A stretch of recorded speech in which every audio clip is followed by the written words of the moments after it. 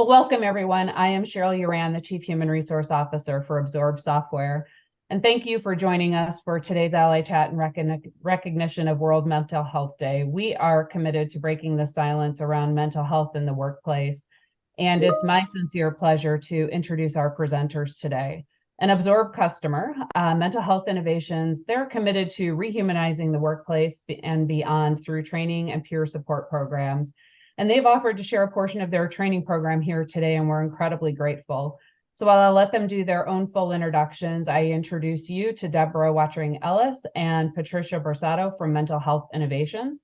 And as we've already been doing, please engage fully with using the chat with your questions and comments, and we'll get to as many of them as we can. So Deborah and Patricia, maybe take it away. Well, thank you so much for having us. So I am Deb Watring-Ellis. I'm the head of product innovation at Mental Health Innovations.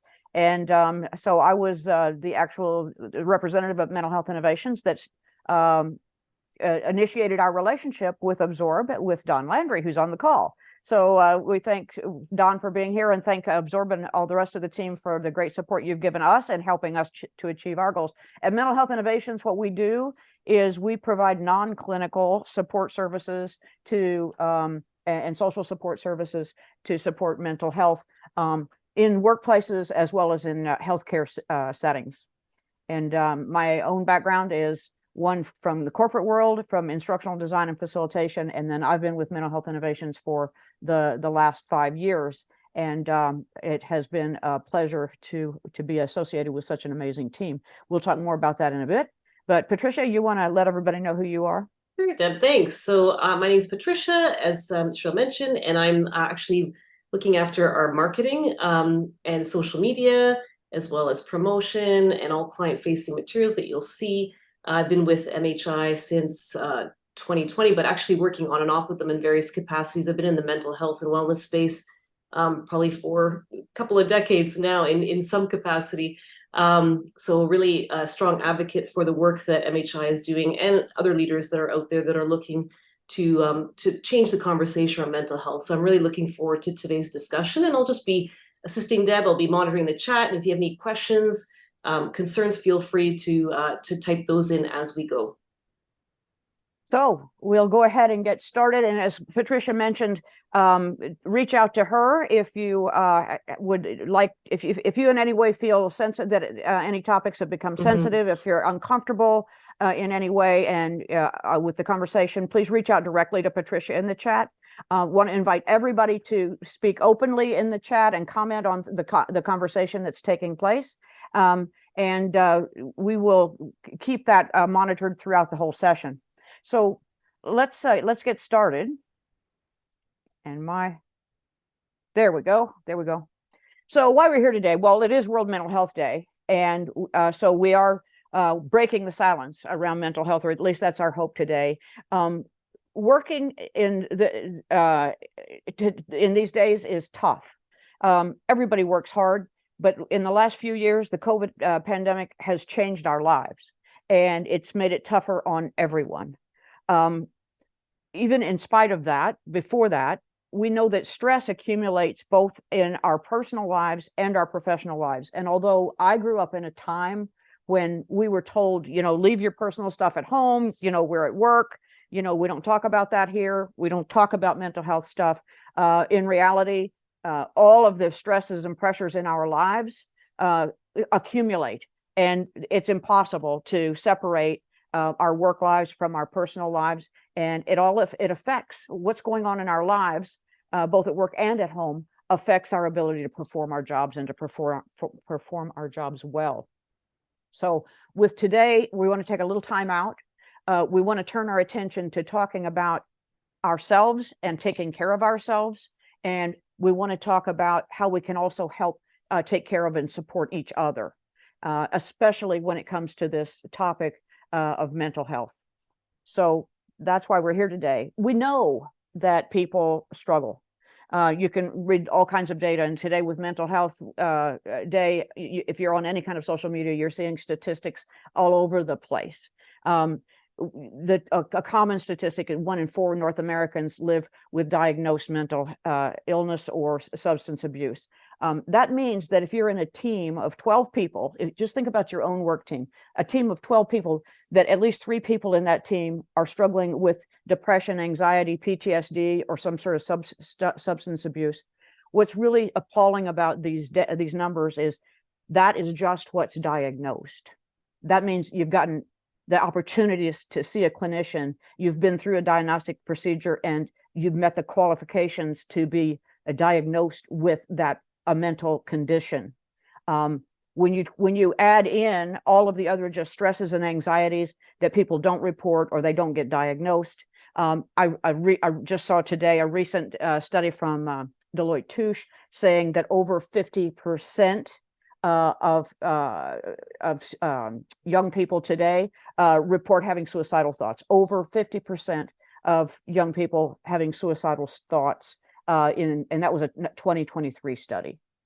So the point is, I think we all know that all of us at some time or other, we struggle with mental health challenges. So I'm going to ask Han to pop up some polls here.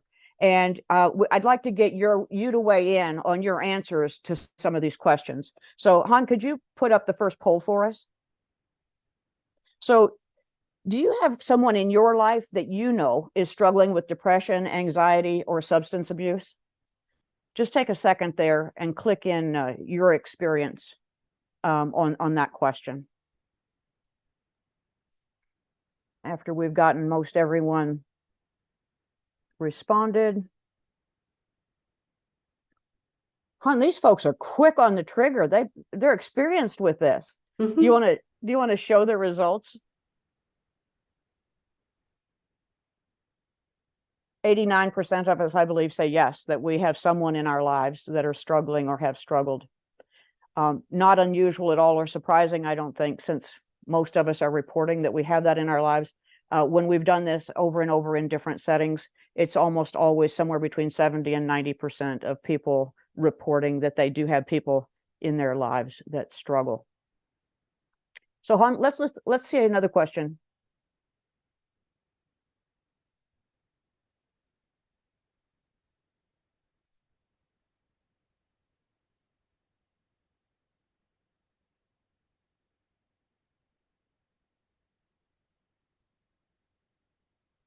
Has your mental health ever impacted your ability to perform your best at work?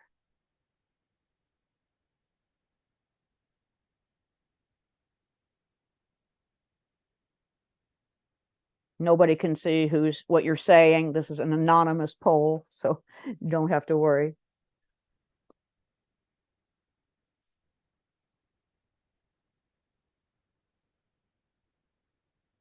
Again, it looks like we've got most everyone clicked in. So do you want to share those results? There we go. Again, 88, 89% of us struggle ourselves or feel like our own mental health has affected our ability to work at some time. I want to thank you all for being candid and honest with that answer. It's true for me. It's true for most of the people around me. And it sounds like that it's true for most of you as well. Deb, we had a question from David, actually. Are certain industries or parts of the country more prone to mental health struggling? Do we know through our stats from our research? Thanks for that question. I don't have any stats specifically that I have seen studies about high trauma exposed industries like frontline workers, first responders, healthcare workers, and so on. We know that, as a matter of fact, in the province of Ontario, at least, it's been recognized that first responders are exposed. Well, the normal person is exposed to about 4 or 5 traumas in their life. A first responder is exposed to 300 to 500 traumas in their career. And because of that overexposure to trauma, it obviously has an impact on them. Wow. And to the extent that the Ontario provincial healthcare system has recognized now that just being a first responder already qualifies you for coverage for mental health care and for PTSD treatments and so on. You don't have to go through any kind of diagnosis or processing. It's assumed that first responders are going to have those kind of challenges. But apart from that, Patricia, are you aware of any other specific studies that would?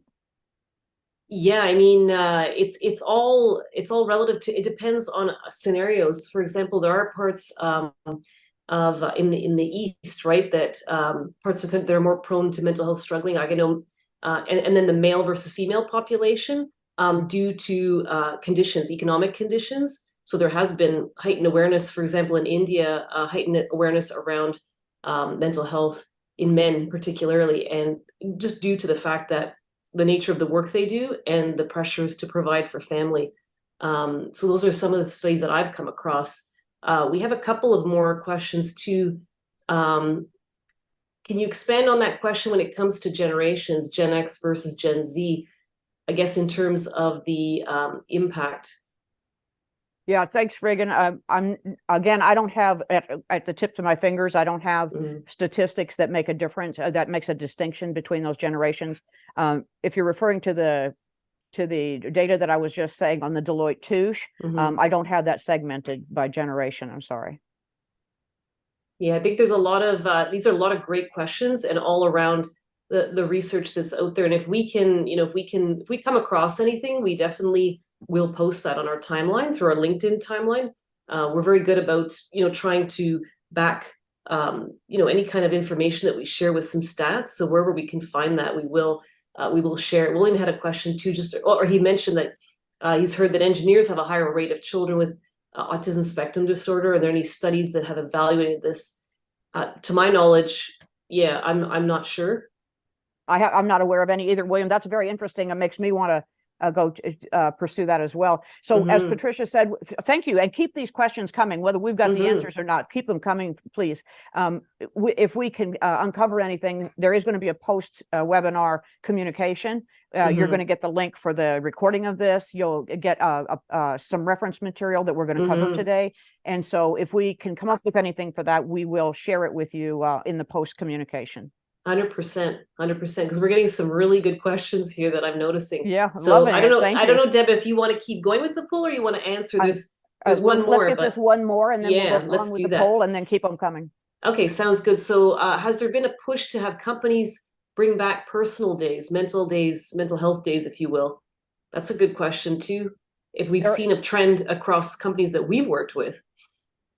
For sure. And well, I didn't mean to cut you off there, Patricia. No problem. We know that a number of our associates and affiliates work as are HR professionals, and there is a lot of conversation around employee assistance programs and family assistance programs and benefits programs to broaden the application of personal time off and the flexibility for how it's used.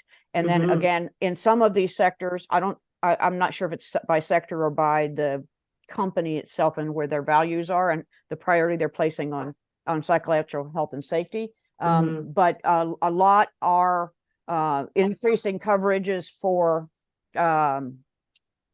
therapy and therapeutic medication.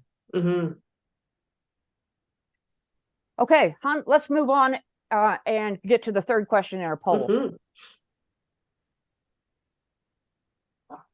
How comfortable do you feel reaching out to someone that's struggling?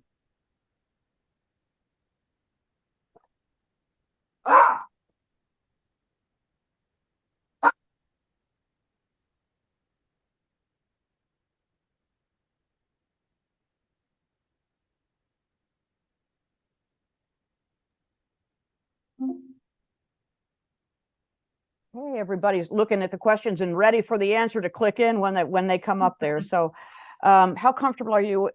Some people aren't comfortable. Looks like kind of in the middle. Some of us are sort of comfortable. I'm looking at numbers here. I'm glad to hear that some people are very comfortable, and I'm hoping that's because you've got some experience and some training that has helped you overcome that stigma.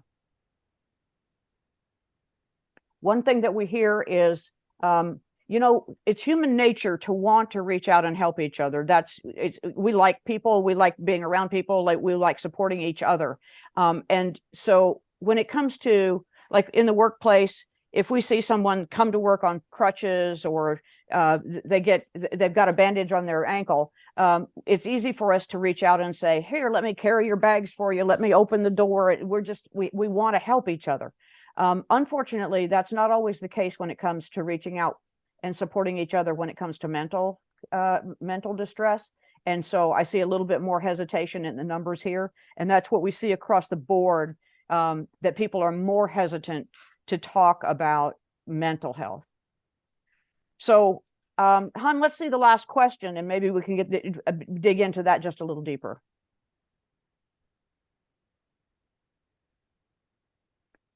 So if you're uncomfortable, and I want to acknowledge the almost 10% of us that are comfortable, you don't have to answer this question, but if you do feel uncomfortable, maybe you could share with us some of what makes you feel uncomfortable reaching out.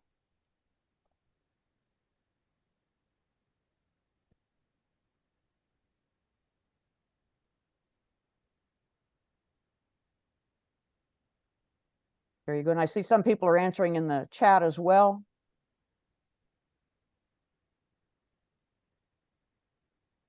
Some people are comfortable, but not sure what they should. I think, yeah, Suzanne's saying not sure what she should do. Looks like we've mostly checked in, Han, so why don't we share the results? Looks like the biggest thing that holds us back is that we don't know what to do if they're not okay. And that's very consistent with what we've seen in other settings where we ask this question. I think the big thing is if I say, Cheryl, you don't seem yourself today, are you okay? And you say, no, I'm having a crappy day, then I'm not a clinician. And so what am I supposed to do? And I think this aligns with what some people were saying in the chat. I want to reach out, I want to support, but I'm not sure what to do. Maybe it's not my job. Maybe I just don't have the right tools and skills to do it. And what if they take it, if they aren't okay and then they want to hold it against me later? That feels like there's a risk there. Yeah, I think there's a big theme of if you don't have the rapport with the person, and that there's a fear of crossing the line or having them be offended, or that's a common feeling, I think, among many of us. And so we're seeing some trending there. So thank you for taking time to respond to the poll. We are here today to try to share some work with you that maybe can help us overcome some of those hesitancies. So I'm now trying to get my screen to change. There we go.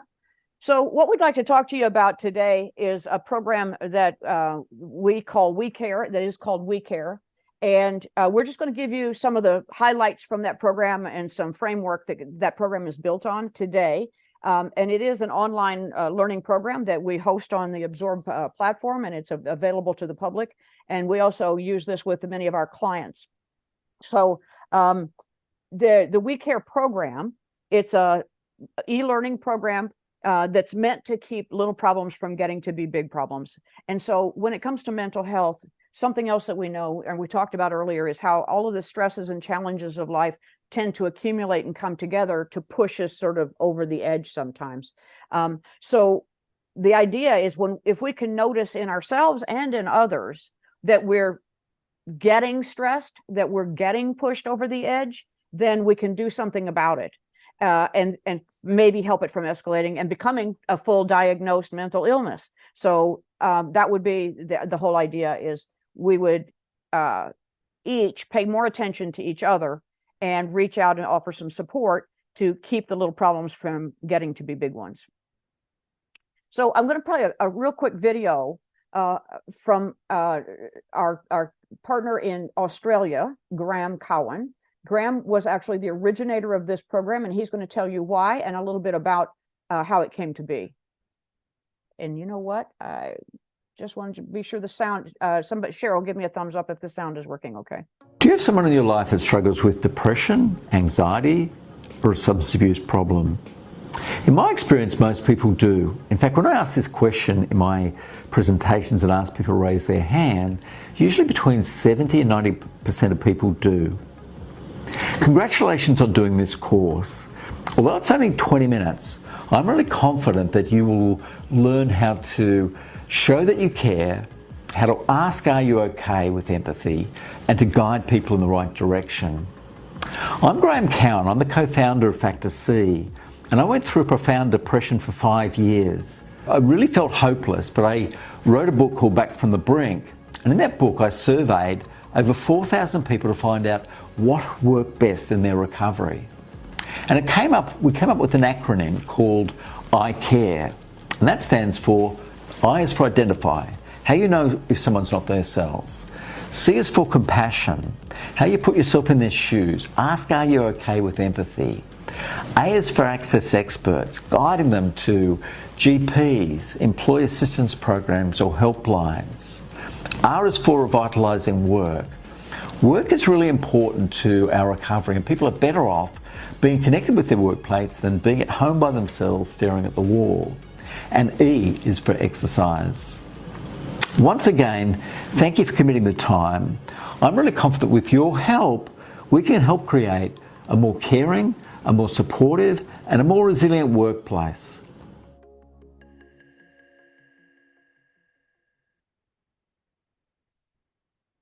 So, as Graham mentioned, the We Care program is based on this framework called I CARE, and that came from this research that he did based on his own experience and then that of 4,000 other people. And the whole reason this program came about was that research indicated to Graham, as we saw in our little polls today, that most of the time when you ask, that many people are uncomfortable asking, are you okay? And most of the time that discomfort is coming from, I don't know what to do if they're not okay. And so this program was designed to try to give all of us a comfort in first saying and noticing, and secondly, not being afraid to ask the question, and to help guide a colleague or a friend or even a family member to get some more help from experts, or to stay involved in their work and to take care of themselves through their self-care program. So that's what this program is designed to do. It's quite simple, and as Graham mentioned, the online training program only takes about 20 or 30 minutes to complete. We're spending a little bit more than that time today talking about this, elaborating on some of the concepts. And the other thing that's included in this program, besides the 20 minutes of study time, is there are a lot of online resources, non-clinical checklists and guides that can help you help another person who is in need of getting some help. And so the resource kit is also downloadable, printable resources that can be used over and over to help support someone who's struggling. So we're just going to quickly talk a little bit about each of the portions of the framework, and this will give you just a little bit of a taste test of what's included in the whole program. And you can, we'll be sending some reference material to you after this session, but I hope it'll get you at least interested in the idea of paying attention to your own mental health, paying attention to that of those around you, and reaching out and offering support without any kind of fear. So the first step of identify is making reference to, how do you know? How do you know that you're being distressed? How do you know that someone else is maybe getting into trouble and not feeling their best? Well, just like when we're driving our car, there are signals. You know, on the dashboard of our car, these little lights light up, and some of them are green, and that tells us that everything is just fine. Some of them are yellow, that says, you know, this isn't time to pull over on the side of the road, but pay attention, go get this checked. And then usually the red ones mean you better do something about this now. But there's all kinds of indicators when we're driving our car that the car might not be operating at peak efficiency. We're the same way. Emotionally and in our brains, there are signals. There are ways for us to notice. And there's the mental health continuum. It's called the mental health continuum, is a quick and easy way to describe how we're doing in our mental wellness. And it's very simple, but what the mental health continuum tells us is that mental health is not a fixed state. Patricia's not well and Deb is sick. Any one of us can be somewhere from healthy to ill on any given day. It's a fluid movement, and it depends on a lot of things: what's going on in our personal life, what's happened in our childhood and in our past, what's going on in the environment around us. All of those things accumulate and contribute to, at any point in time, us being somewhere from healthy, where we're coping with the world and adapting and doing what we need to do to operate in our maximum performance, to maybe some mild distress, which we call reacting, or the yellow zone. There's an area called injured, which isn't a diagnosed mental illness yet, but when more severe and persistent impairments happen, the founder of our company actually coined the term called operational stress injuries in the military. And that was the basis for this continuum being built. But what contributes to our injuring our brain, even before we are diagnosed as ill, there's 4 components. There is fatigue, there's trauma, grief, and moral conflict. And moral conflict, most of us relate to what those 3 mean. Moral conflict means being, for example, at work, you're being asked to do something that you feel is morally wrong, or you're forced to participate in or observe something that doesn't align with your values. And so when you're confronted with moral conflict, that puts stress on your brain, and it affects your mental well-being. Thank you for that, Patricia. So all of the environmental situations, those 4 factors, genetics, many things contribute to where we are at any given time in our mental wellness. So let's just want to ask you to reflect for a minute. You don't have to share these answers with others, but when you're feeling less than good, when you're starting to move up into the yellow or the orange zone, what does that look like for you? And if you just think about that, what's it look like for you when you get stressed? How do you change your behavior? How do you react? What happens to you when you start getting distressed?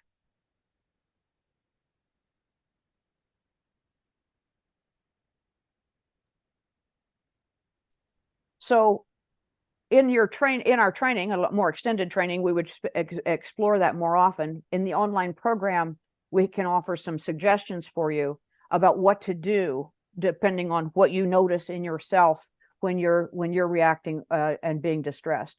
So this little job aid is something that is going to be, we're going to send you this after the session so you can refer to it.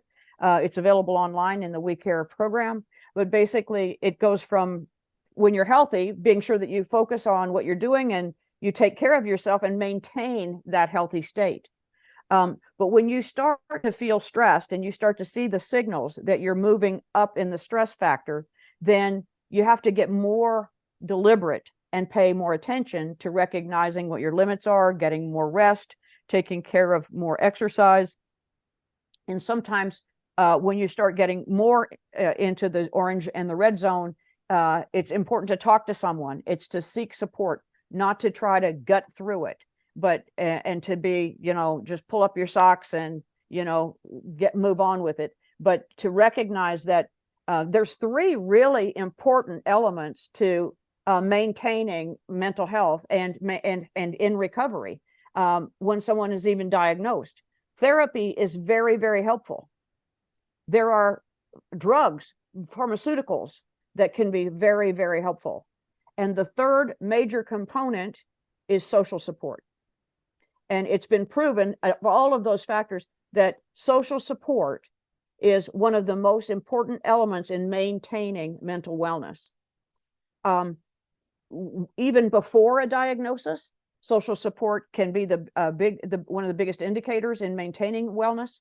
And then when someone has been diagnosed and are in therapy, social support is the 3rd leg to the stool. And so this is where it really does matter if we pay attention to what's going on with ourselves and with others. And if we're not being ourselves, we reach out and ask for help. But unfortunately, when the part of our body that should make us make good decisions is the part that's being sprained or broken, we don't always make the best decisions. So this is why we want to talk about we care. And when we notice each other, when we notice those around us not being themselves, then we want to be the one to initiate and reach out and say, are you okay? Because they might not have it in themselves right now to reach out and ask for the help.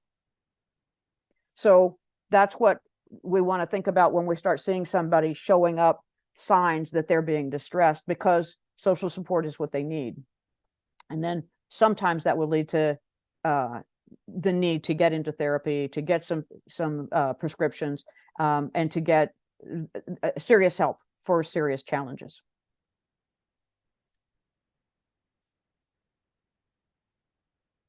So the whole idea for staying well is increasing self-awareness, and using the little green, yellow, orange, red way of thinking is a really nice way to increase your own self-awareness. And then we found it, when we do this training in workplaces, for example, people quickly and easily adopt to that shorthand.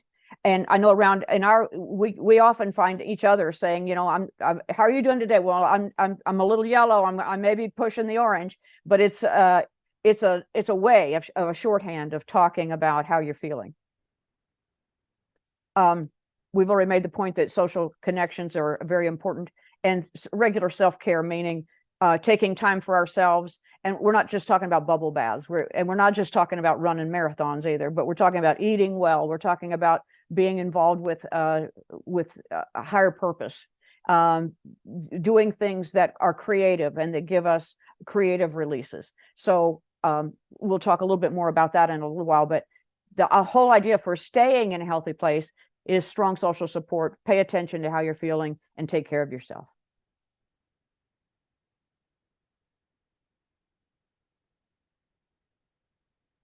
And how can we tell when somebody else is getting stressed, or when they're pushing up into that yellow or the orange zone? The way you notice it, just like when I had you reflect, I hope you can relate to things that change about you when you're getting, I can tell you, like when I get stressed, my temper gets much, much shorter. I'm less social. I shut down, socially. I don't sleep well. So those are things that I know that happen to me when I'm becoming more stressed.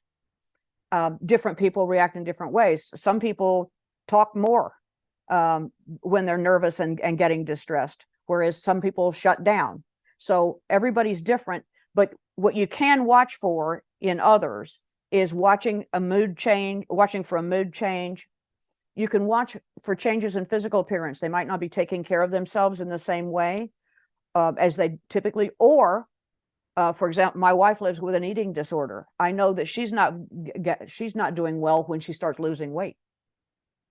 Other people might stress eat, and so when they start gaining weight, that can be an indicator of, it's not just a physical indication of what's going on, it's an indicator of what's going on inside them, in their heads. Behavior, life events, something has happened, the dog died, which is very serious for many of us. We've lost someone in our lives. Moving is highly stressed, somebody just moving homes, going through a divorce.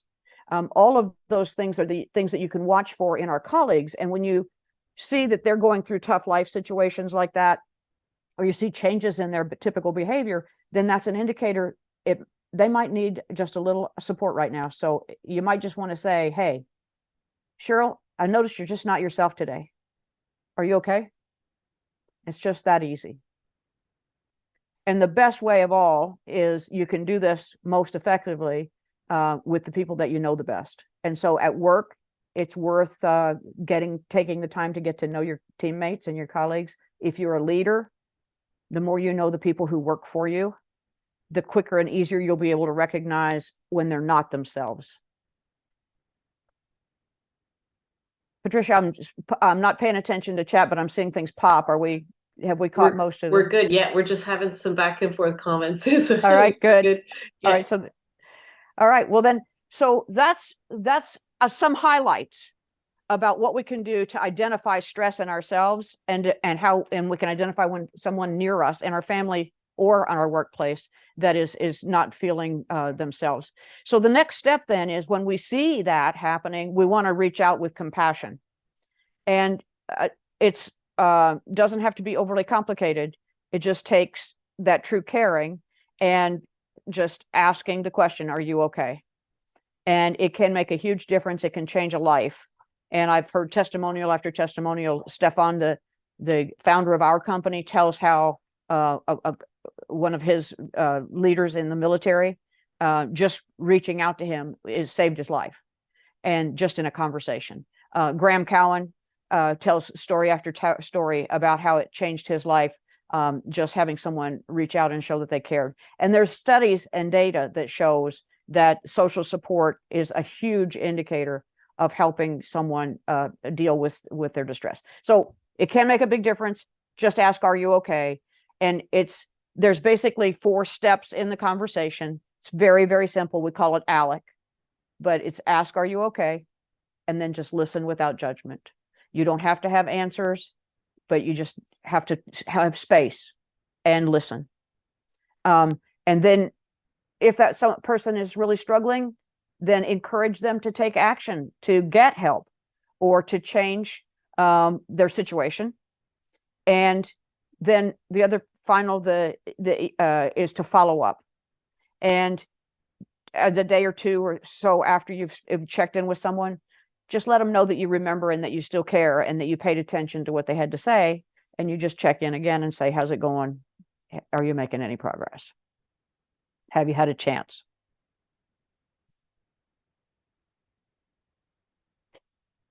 And the other thing that's important to talk about when we reach out and support others is we kind of want to plan for that conversation, because one of the things that keeps us all from talking about mental health is all the stigma that's associated with it. We're afraid of, oh, what if some people find out, or is my job, is my job going to be at risk because it's affecting my performance? We get worried about all those things.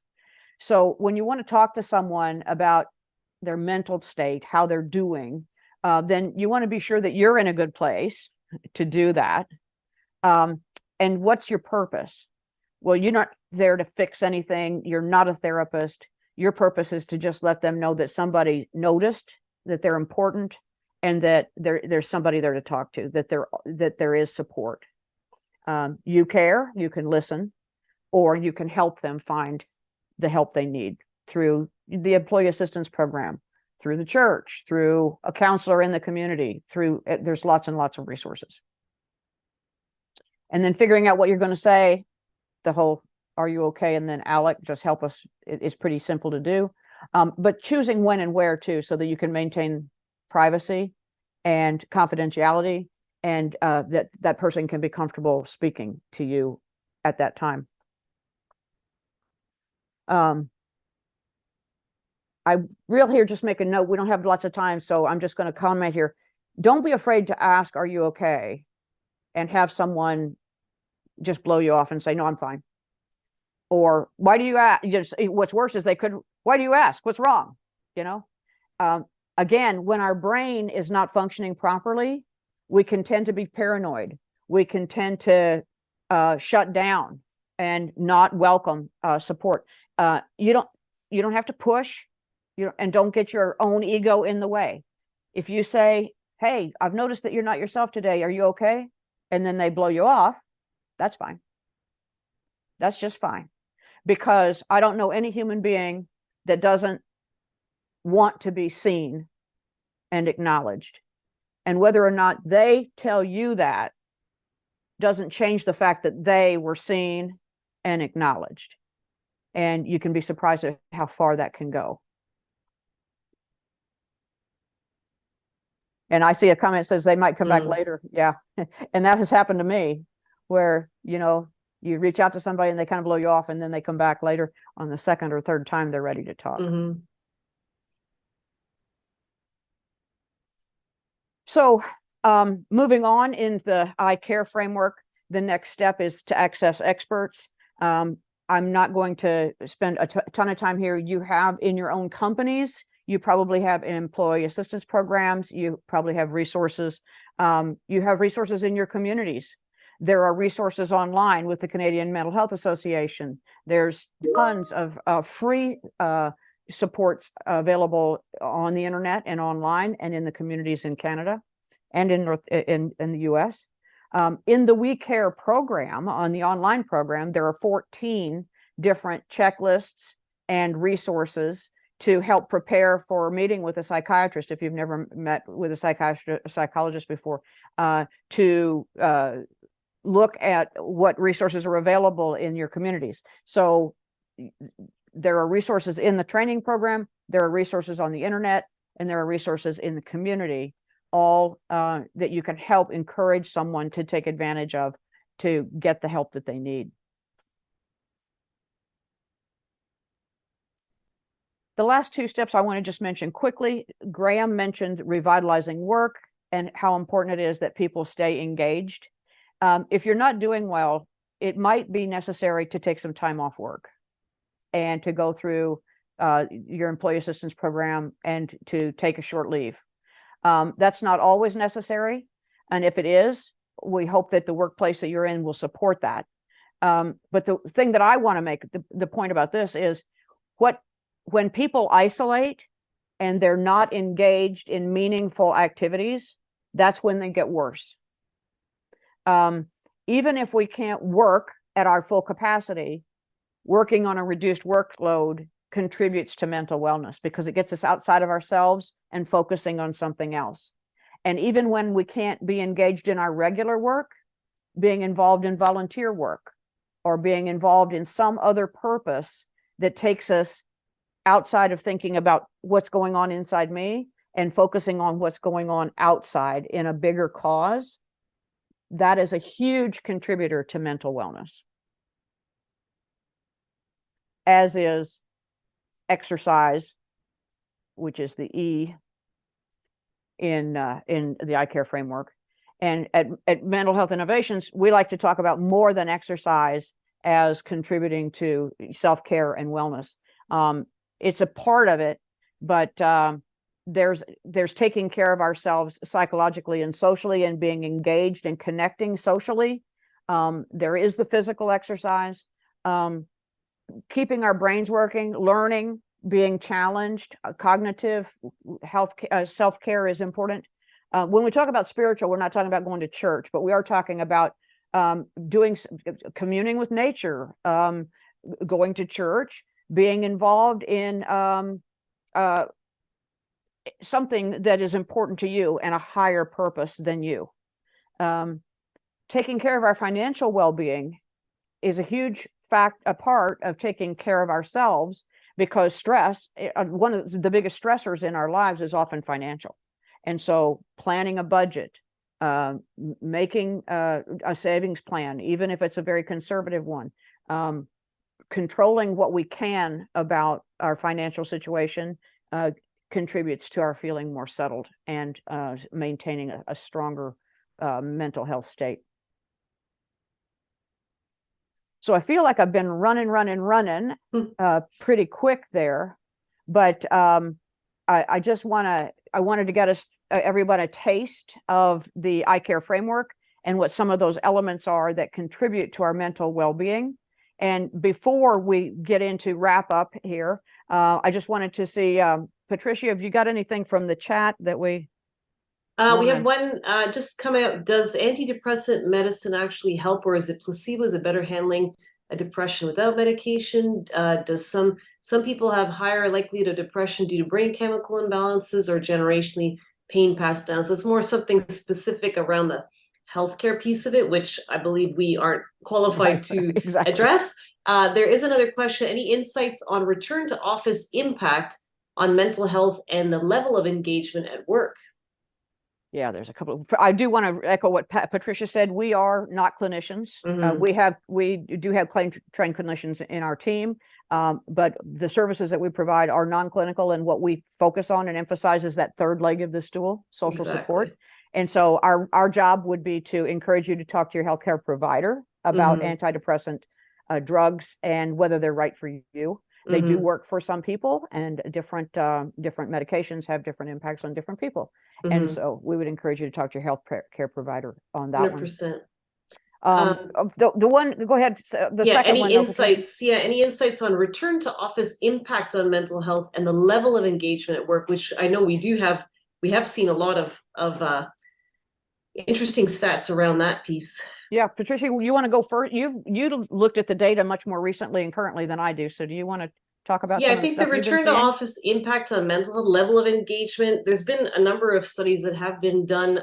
There is a significant impact on managers have on employees more so than their own spouses, their own therapists, those that are actually providing them with any type of support, mental health support. So that was very interesting to see, and it then stresses the impact that leadership has on this whole scenario of creating, fostering an environment where whether it's hybrid, whether it is fully returning to work, the importance of that engagement with employees and accommodations and being able to talk to them, because what Deb was talking about too around this whole piece of asking if you're okay. And typically we say in a virtual setting, it can become more of a challenge to understand if that person is behaving in a way that is not, of the typical norm.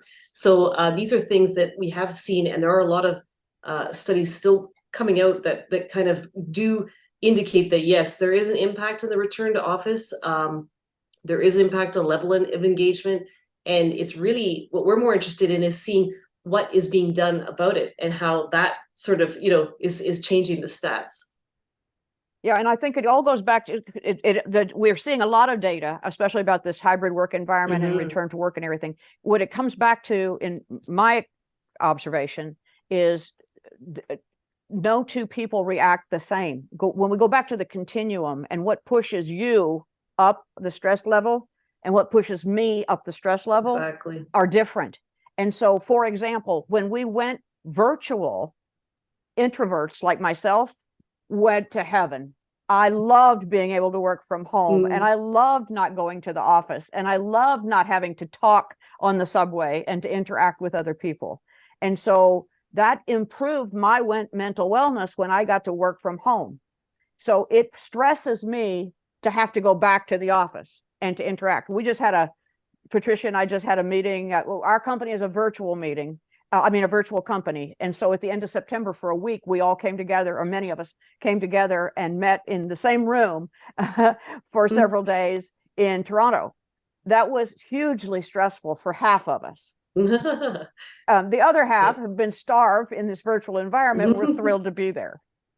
So exactly. Everybody's different is what I'm trying to say. And so back to the point that Patricia made, I was appalled to see, and I can't remember the numbers, it was 69 or 79% people say that their manager has the most impact on their mental well-being at work. Exactly. And even their spouse or their families has something like 50 or like significantly lower number was their family. So the kind of work environment we create as leaders, but also as colleagues, so that we take some of these things that we've been talking today and we just pay attention to ourselves and pay attention to each other and not be afraid to say, I need some help.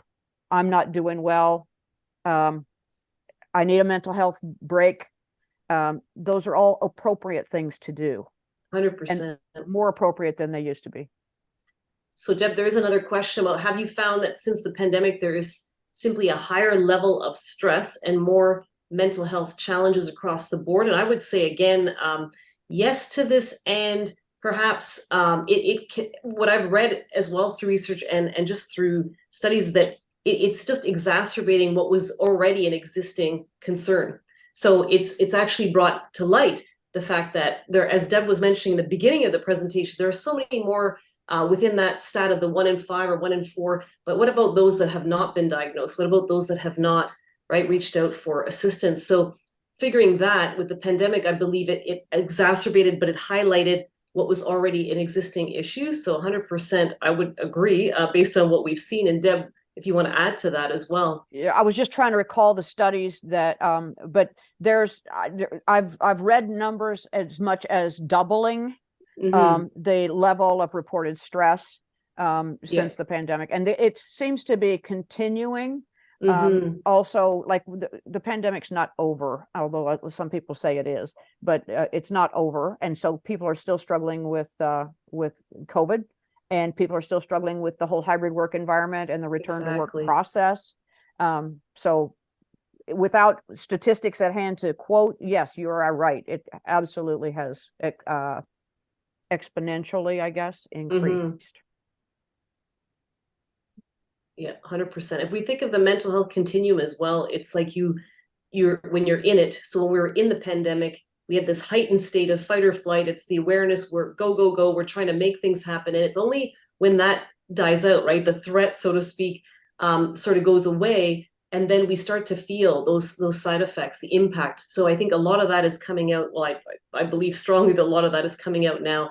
And then again, with the adjustment of work and the economic impact, which is still rippling right across many countries globally. So it's all a genuine concern, and all the more reason why we really have to be cognizant about looking out for one another and supporting one another. I think this has been great. I mean, it's been great to be able to have a webinar like this today on Mental Health Day, but I hope it continues on right, for days to come. So yeah, and I see that we've just got a couple of minutes left, so I want to just build on what you said, Patricia, and then we're going to give it back over to Cheryl. But what you were saying, Patricia, reminds me, and I know you've heard Stefan talk about it too. The founder of our company, Stefan Grenier, is a retired from the Canadian military, and he actually was at the Canadian Mental Health Association for years, and he actually started the guidelines, helped develop the guidelines for peer support in Canada.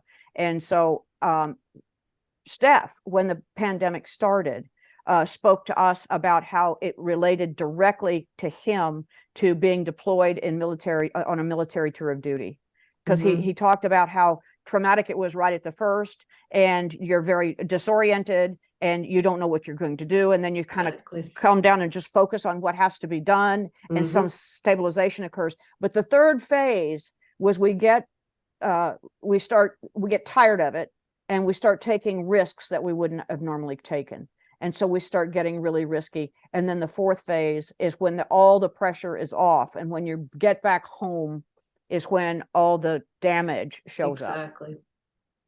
And so it's been very curious to me to watch as the pandemic unfolded, that societally we are experiencing what he describes going through on his military deployments.